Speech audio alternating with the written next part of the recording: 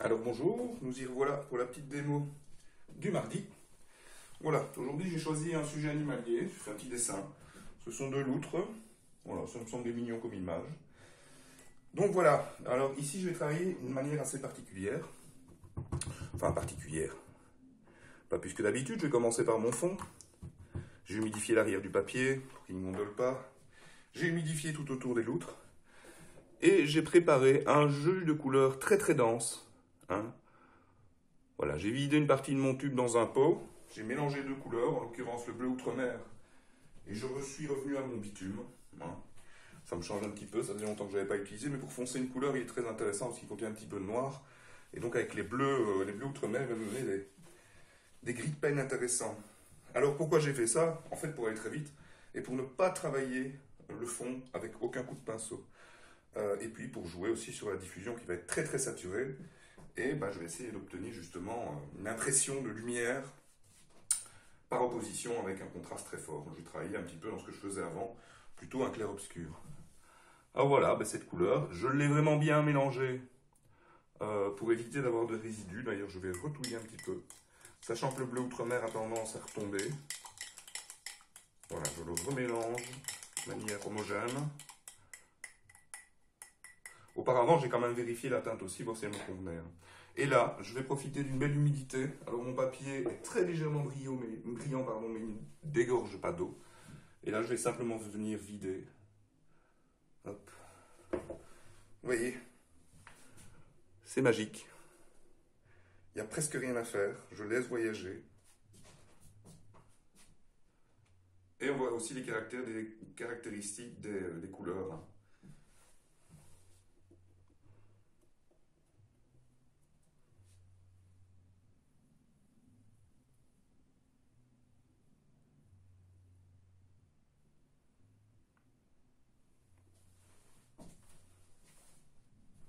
Voilà, ben, vous avez vu comment on obtient un fond très saturé, pardon. Là, je vais faire le contraire. Et je vais venir renverser dans l'autre sens.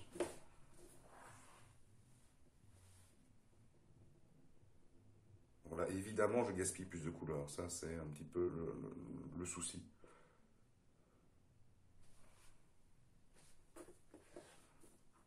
Mais j'obtiens tout de suite quelque chose de très intéressant.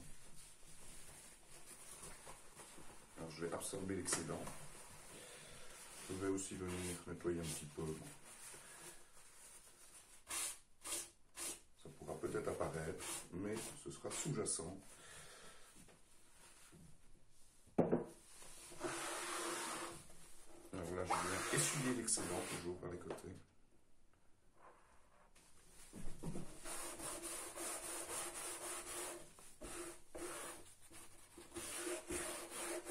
Voilà, comme ça, en inclinant le papier, je vais venir resaturer d'un côté. Et créer un petit phénomène lumineux. Voilà.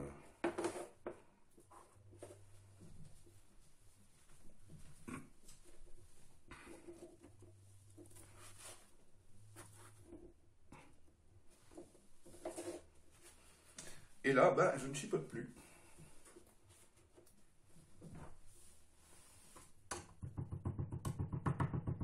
Je vais juste déjà poser une toute petite base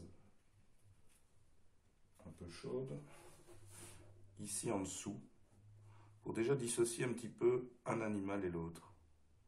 Il y en a un qui est frontal et l'autre qui est de dos.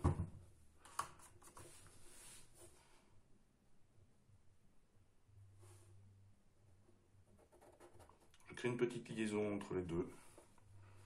Éviter les ruptures trop fortes.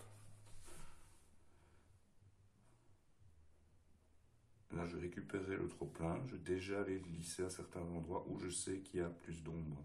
Ça va déjà me donner les repères des yeux. Une petite touche dans les oreilles aussi. Hop. Et je vais venir peaufiner avec le bleu ici, tout autour de l'animal, très légèrement, assouplir certaines choses. Peut-être déjà jouer sur l'idée du poil en négatif. Vous voyez, je laisse quelques petits traits, je fais rentrer quelques petits traits pas oublier que le poil fonctionne autour du volume, et donc il a tendance à se retourner par rapport au volume, comme les cheveux.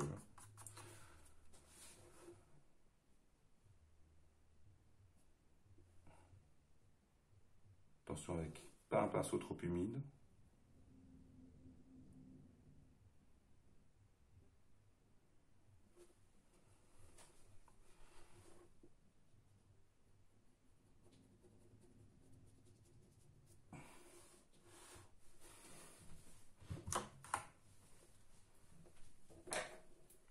Voilà, donc là je laisse sécher mon fond.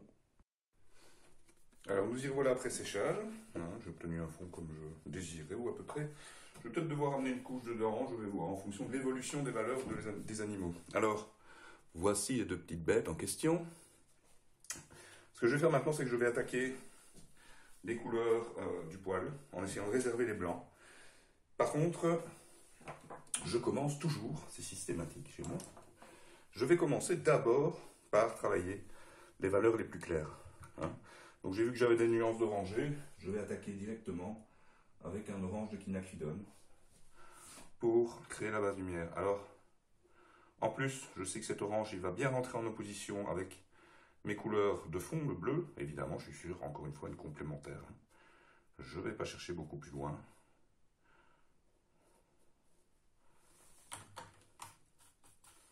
Et je sais que cette base de quinacridone va bien s'entendre après avec les valeurs que je vais ramener, des valeurs de brun, des valeurs de gris.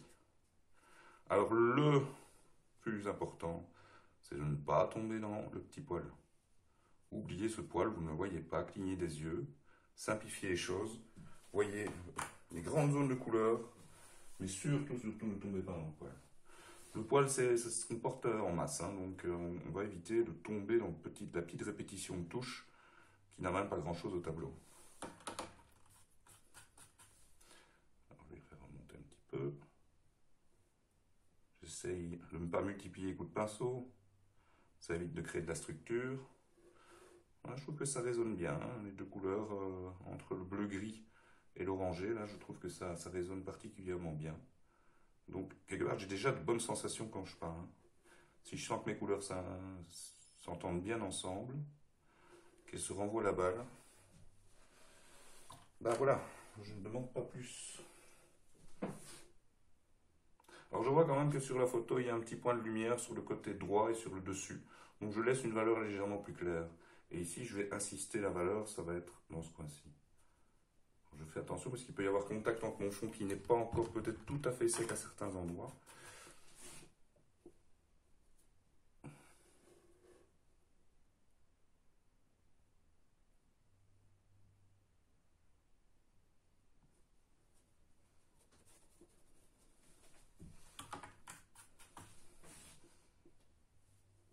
Je récupère un peu de matière, je viens glisser par le bas parce que j'ai observé une petite dynamique de poil.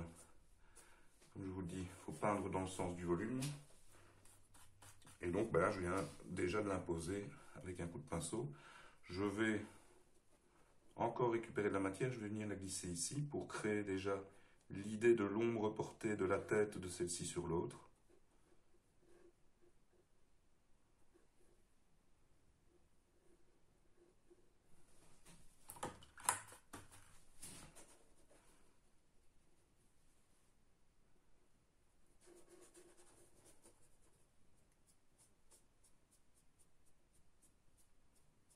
Alors j'essaye parfois de frotter avec le pinceau très légèrement. Voilà, bah là j'ai récupéré quelques touches de bleu, mais c'est pas ennuyant. Je vais aller juste la petite lumière ici. Et je vais venir, hop, essayer de garder un tout petit blanc pour dégager l'oreille. Garder ce repère-là. Voilà. Peaufiner un tout petit peu de la pointe du pinceau aussi pour sortir l'idée de la mèche de poil mais en négatif, avoir quelque chose qui ne soit pas trop linéaire. Irrégularité encore, pensez chaque fois irrégularité, le poil n'est pas régulier, mais par contre il va s'enrouler autour du volume. Voilà, mais comment ça ressemble à quelque chose, une petite bête là. Hop.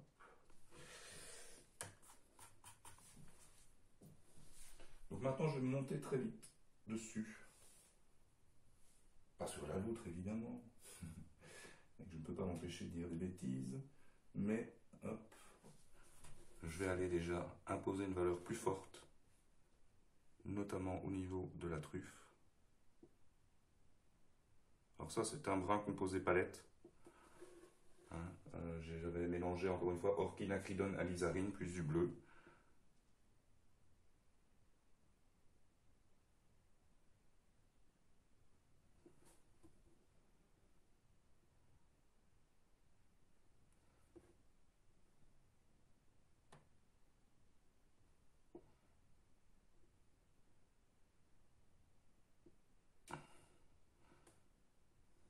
Alors remets un petit 3/4, il y a évidemment une narine qui s'exprime plus que l'autre.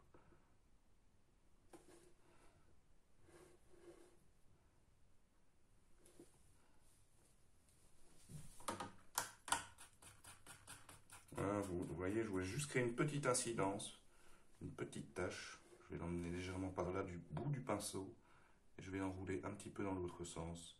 Ça va renforcer encore le sens, l'idée du sens du volume.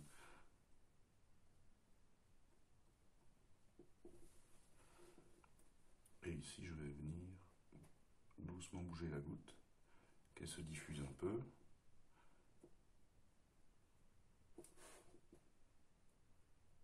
Et là, je commence à jouer sur l'idée, encore une fois, du poil en négatif.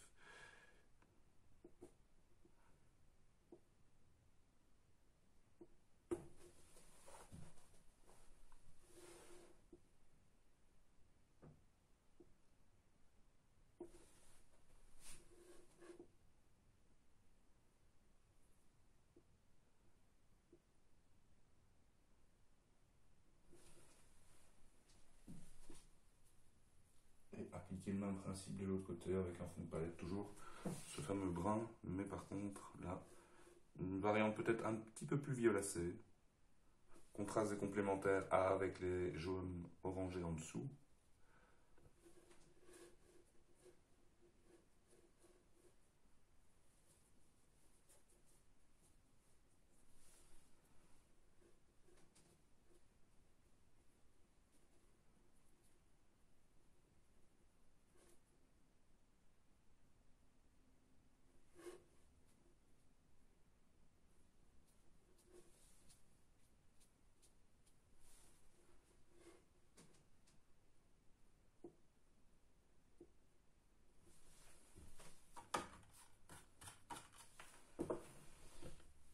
Étape 2 terminée. Voilà, de retour après encore un petit séchage. Donc là, je vais commencer à aller affiner tout ce qui est truffe, yeux et compagnie. Alors pour ça, je prends un pinceau rond. Hop, là, je joue tout avec. Et je vais venir fabriquer un brun plus foncé avec une pointe de rouge. Et je vais mettre une pointe de mon gris de base que j'ai mis dans le fond, mon gris bleu. Hop, pour approfondir cette valeur.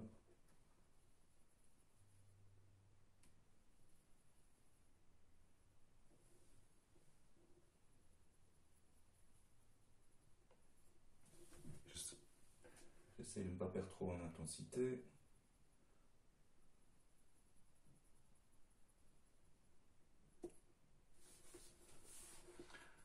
Et donc ici, je vois qu'il y a déjà un peu trop de couleur sur mon pinceau. J'ai vu la goutte excédente. Et là, je travaille l'œil de la pointe du pinceau.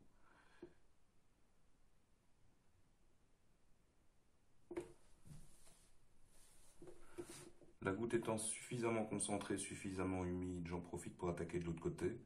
Si vous ne le sentez pas, attaquez un œil, laissez-le sécher, et puis venez attaquer l'autre œil. Ce sera beaucoup plus facile pour vous. Pareil, ici, moi je m'attaque à la truffe. Allez-y étape par étape.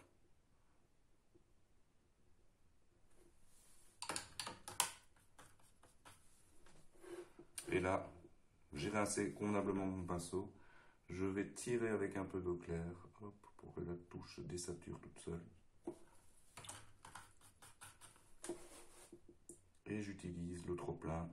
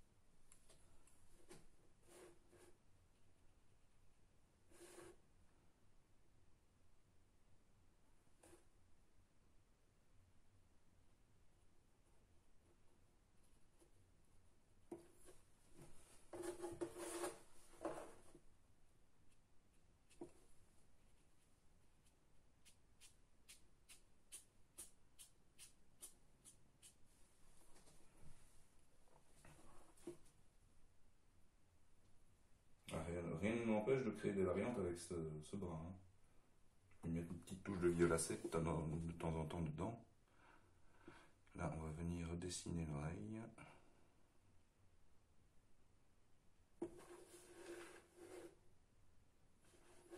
Je vais en profiter pour dessiner l'autre oreille derrière, que j'avais un petit peu oublié.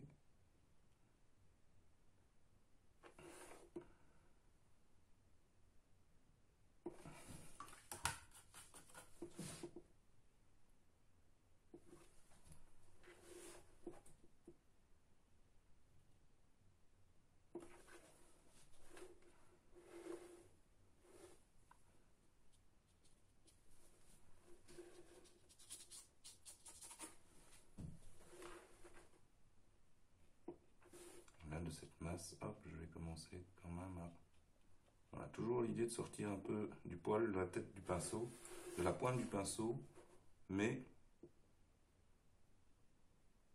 bien penser au sens du poil. Et puis peindre le poil blanc par l'apport du fond, c'est-à-dire ne pas peindre le poil blanc, mais dégager des parties de blanc du poil blanc par l'apport de fond.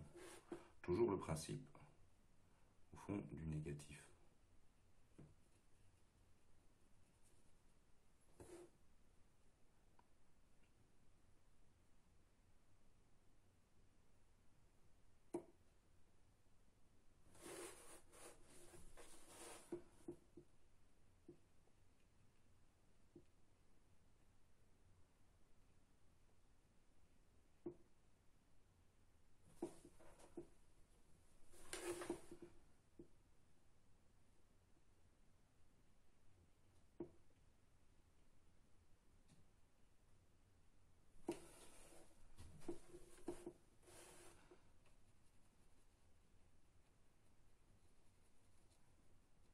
Alors remarquez aussi que j'essaye de laisser vivre la couleur du dessous, hein. Je ne repeins pas forcément tout.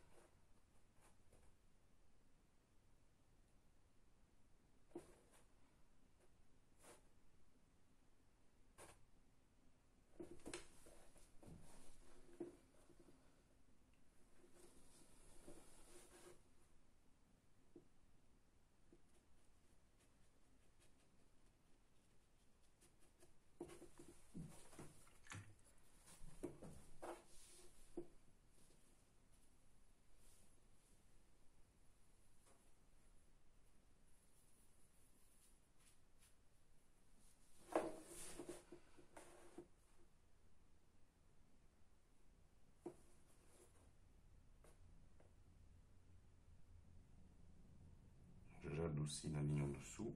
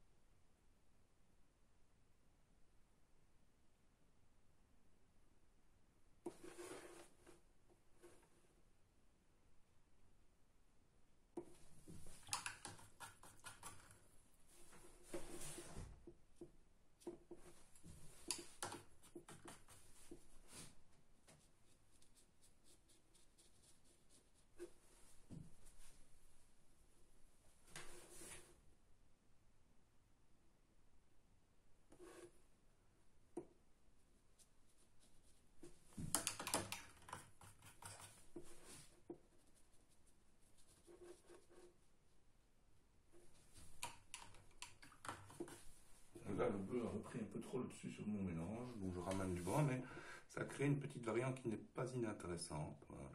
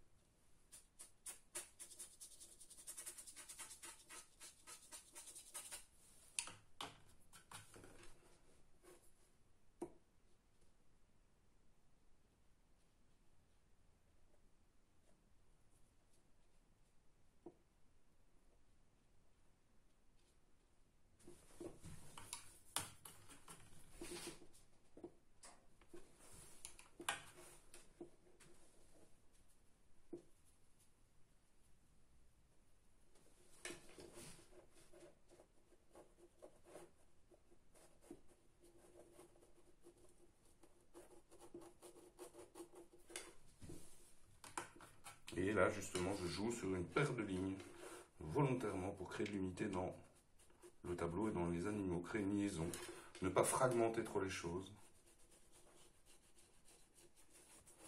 Quand on fragmente, on découpe, on durcit l'image. La ligne perdue, encore une fois, est aussi intéressante que la ligne dessinée. Tant vous donnez au spectateur un repère, en l'occurrence, moi j'ai cette ligne-ci et j'ai cette ligne-là, ces deux lignes-ci peuvent se perdre l'une dans l'autre, il n'y a aucun souci. Mais ça, on a peur, hein. On a tendance à casser ce genre d'effet, alors que c'est vraiment très intéressant. Et là, je frotte un petit peu, voilà, je crée de la matière.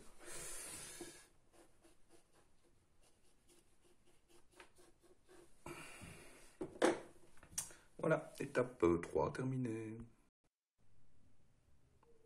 Voilà, voilà pour la dernière petite retouche. Alors là, c'est vraiment un moment où je me pose la question de savoir, j'ai pris du recul du tableau, je me pose vraiment cette question de savoir si ce que je vais faire de plus à l'image va lui apporter quelque chose, ou est-ce qu'au fond, quelque part, ça suffit comme ça.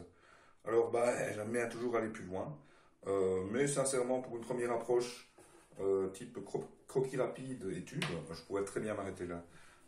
Maintenant, c'est vrai que je vois encore des petites choses, je pourrais venir peaufiner un petit peu, je vais encore m'attacher à l'animal, à redéfinir, à amener un peu plus de subtilité sur certaines valeurs. Donc ça va se passer aussi au niveau de quelques niveaux de gris que je vais apporter. Alors toujours ce mélange bleu outre-mer, terre d'ombre, hein, pour fabriquer des gris. Que je peux réchauffer avec un petit peu de terre d'ombre, ou que je peux reneutraliser.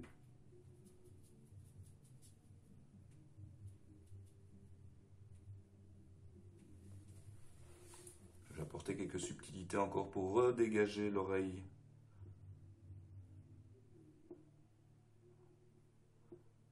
de celle de gauche et de celle de droite par la même occasion.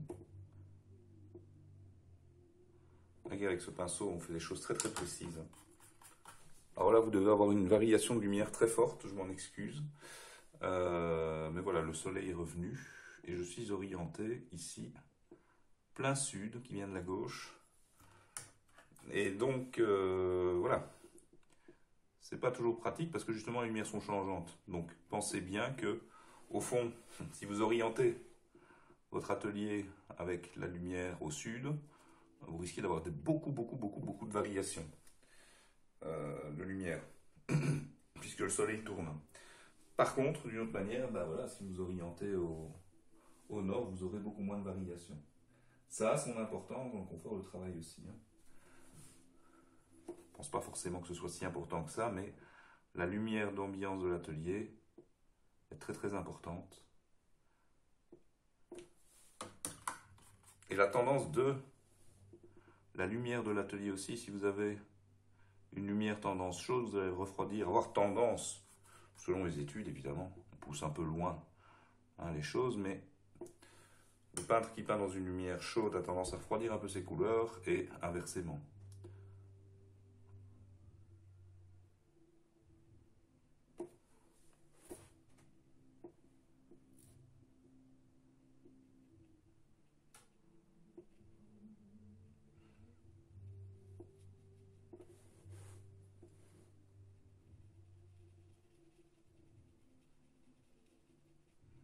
Enfin, je frotte un petit peu la matière pour récupérer en fait simplement. Et je viens glisser ce que j'ai récupéré sur le pinceau de temps en temps dans les blancs pour casser ce blanc qui est peut-être un peu trop pur de ce côté-là. Et en reposant une petite valeur sur ces blancs, justement, je renforce la blancheur de l'autre partie qui est ici. Mais je vais venir aussi. Voilà, petite pointe du pinceau, petit poil dans le sens du volume. Ça suffit largement plutôt que de tomber dans la précision ultime. Voilà.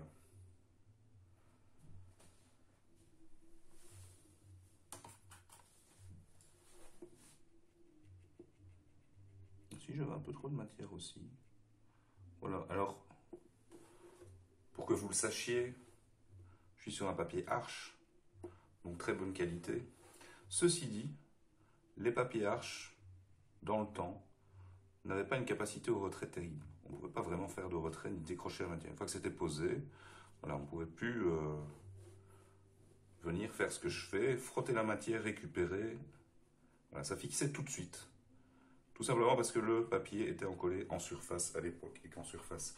Maintenant, il est encollé en surface et à cœur, ce qui lui donne une solidité. Ça, bon, le papier Arches a toujours été solide, mais c'est surtout, il donne une capacité à venir décoller un petit peu de matière, ce qui n'est pas inintéressant.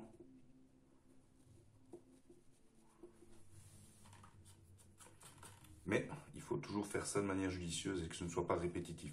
Si vous faites trop de retrait, si vous trifouillez trop la matière, si vous chipotez trop, vous risquez de casser des choses intéressantes ou alors de créer vraiment une forme de détail beaucoup trop important qui va nuire plus à votre image que légèreté. Donc attention, voilà, je suis en train de faire une multiplication du poil. Donc je vais doucement lever le pied là-dessus parce que je vais tendance à avoir trop en faire. Alors je pourrais y aller, il n'y a pas de souci, je peux faire de l'animalier assez réaliste, mais j'aime bien quand même de maintenant créer l'idée générale de la peinture, que le spectateur, une fois qu'il comprend ce qu'il voit, voilà, moi j'ai plus de problème, je peux laisser libre cours à ma créativité. Si l'image est suffisamment compréhensible, à un moment, je peux me permettre de lâcher prise sur le réalisme pour le réalisme. Et c'est d'autant plus amusant.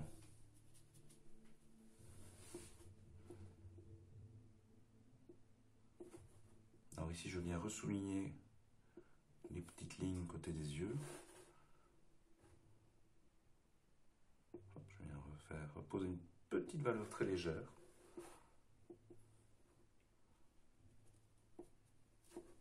Et je viens vider le résidu de mon pinceau. Je vais tirer un tout petit peu pour renforcer l'idée du museau, qu'on sente une petite rupture.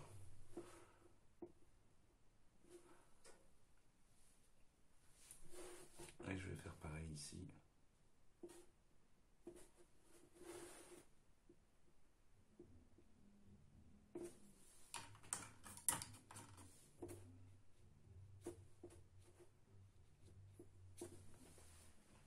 Encore une fois, désolé pour les variations de lumière, je les subis moi-même. Surtout que en hiver, la lumière, le soleil est très bas, donc évidemment, ça influence d'autant plus. Je vais venir encore affirmer.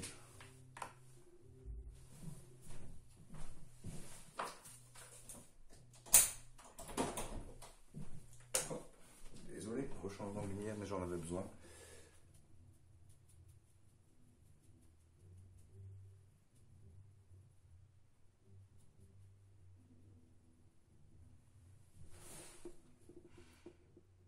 Touche pour affiner l'oreille encore. Hop. Voilà. Je vais faire pareil de l'autre côté, je vais essayer de vider ce pinceau. Recréer une petite connexion avec l'ombre portée dans l'autre loutre. Encore une ligne perdue, je joue avec ça. Vous comprenez très bien ce que vous voyez. Je vais glisser un petit rappel ici au-dessus de ce brin parce que La transition de couleur était un petit peu dure. J'avais beaucoup une tendance rougeâtre ici, j'avais une tendance trop neutre à cet endroit-là, donc j'ai remis une petite goutte de ceci à cet endroit-là.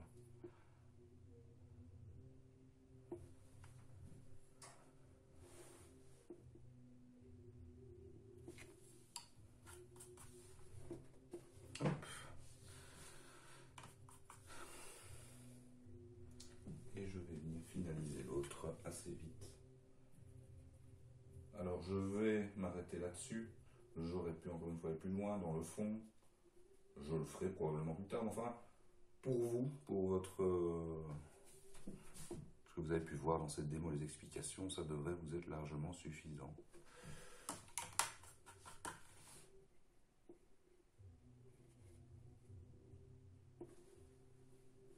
Encore une fois, concentrez-vous aussi, essayez de vous concentrer un peu sur ma gestuelle. Et vous voyez qu'il y a très peu d'hésitation, même si je ne fais pas une forme parfaite. Je joue sur la dynamique générale et ça suffit largement.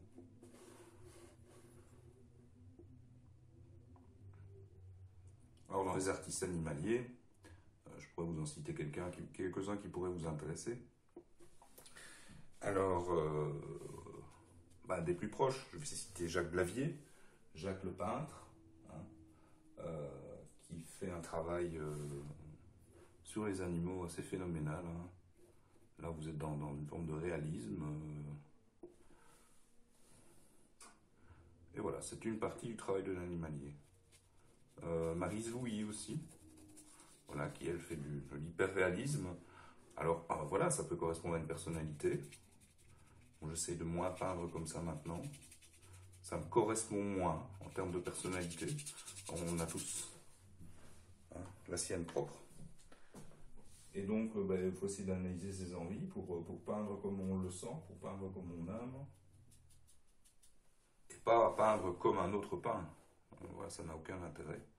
D'ailleurs, je vous dis souvent que le but dans mes cours, c'est pas de faire des petits mois, c'est de vous donner les fondations nécessaires pour que vous puissiez faire vos propres choix à un moment. Ça fait partie de l'autonomie des apprentissages. Bon, je cause beaucoup, mais c'est quand même assez intéressant pour moi.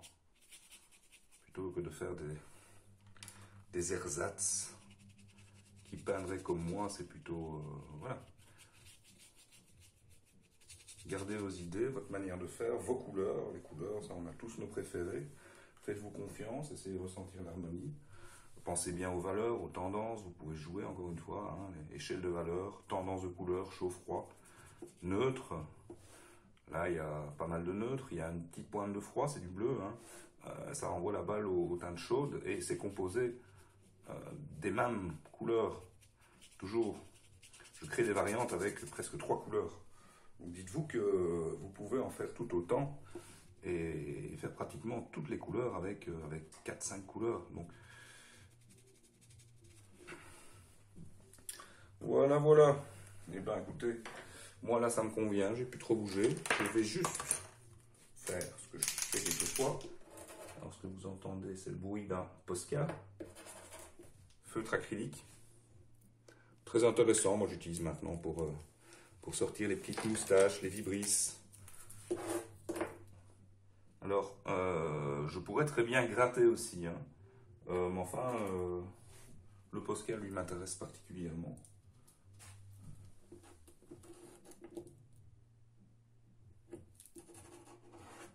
Ceci dit, visiblement, mes Posca ne sont plus en très bon état. Donc, je vais trouver une solution.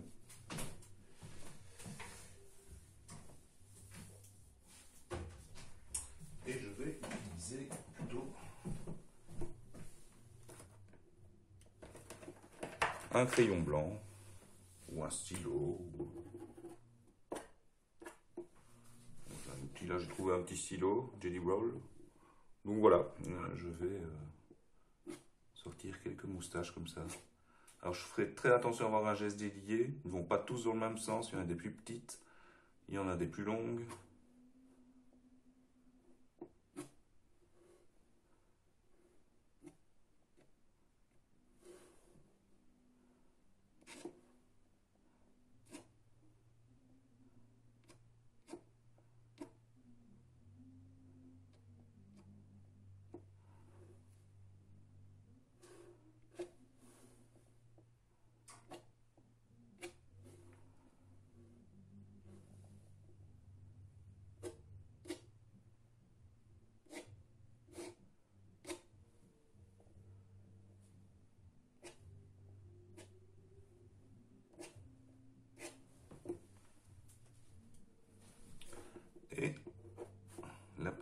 miniature au bas.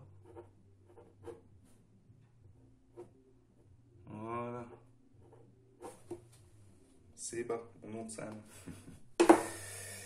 Ah ben voilà pour le petit exercice, j'espère que ça vous plaira. En tout cas, moi je me suis bien amusé, je ne me suis pas trop pris le chou. Je pense que je devais peut-être avoir déjà une idée. Le truc, c'est une photo que j'avais stockée depuis très très longtemps, que j'ai jamais vraiment exploitée.